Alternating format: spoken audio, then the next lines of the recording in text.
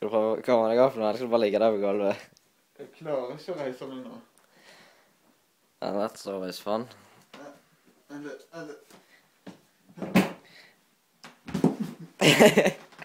Okay. So far. So good.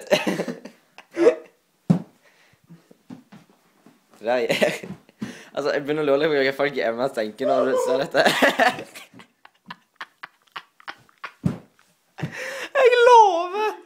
Jeg lover at han der ikke er drit, ass.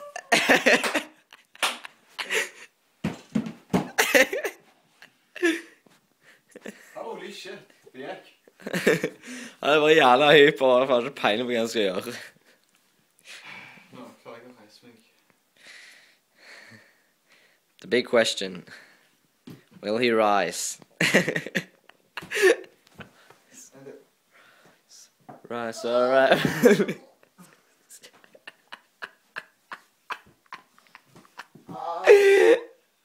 Det er så jævla teit.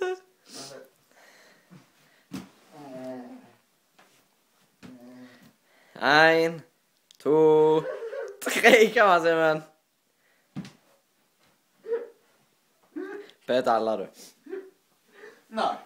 Jeg vil ikke. Du vil ikke. Jeg skal heller be til... Be til Tore, du. Oh, you little piece of fucking shit. Gå da ditt hår.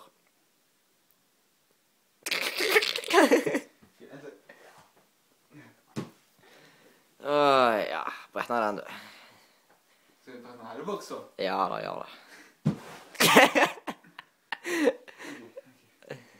Ja, ok. Om du er sikker på at du ikke har drukket i dag? Jeg vet, du hadde ingenting alkohol igjen omtrent, så hva faen? Jeg kaller det den... Kjeften magen? Nei, den...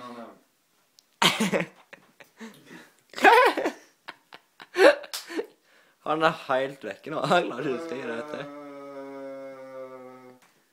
Vodka? 0,7 liter med briser. Ah, ok. Har du drukket den, da? Nei. Er det ok? Nei.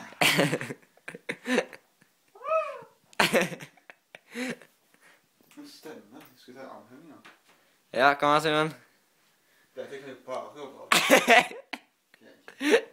Kommer i posisjoner. I don't want you to ever say that to me again. My body is ready.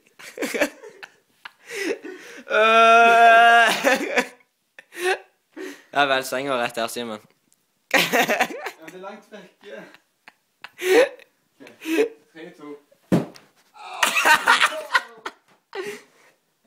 Hva er det så jævla?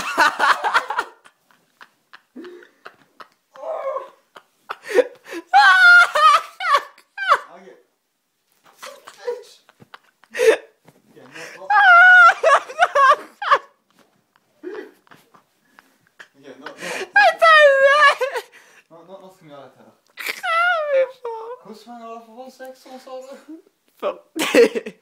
40. Så det var bitch. Tror jeg. Ikke er sikker. Nå sier vi det. Nå sier jeg 10. 1, 2, 3, Jeg er så sliten. 4, 5, 6. Oi, ja. 8, 9, 10, 11.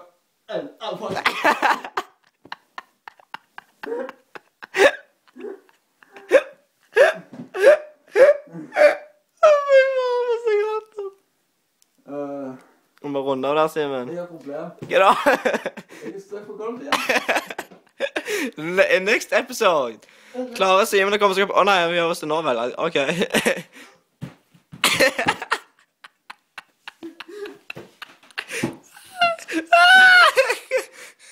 Ok, si ha det, Vegard. Vegard? Ja. Er Vegard her? Nei, det er ikke her, vi må hilse til han. Shout out til Vegard. Ha det bra, Simon. Ha det.